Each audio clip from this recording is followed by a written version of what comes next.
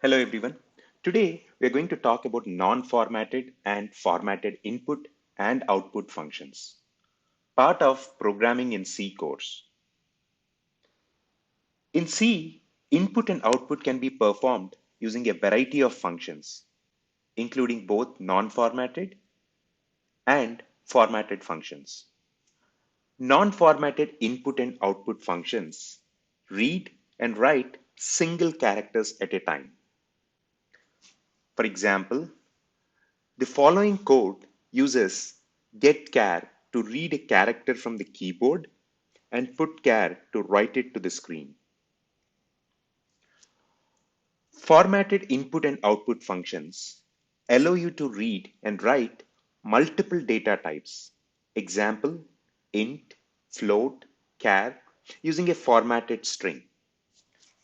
For example, the following code uses scanf to read an integer and a float from the keyboard and printf to write them to the screen.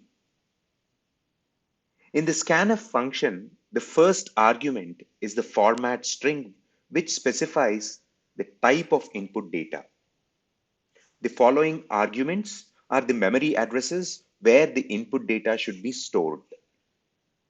In this printf function, the first argument is the format string, which specifies the type of the output data.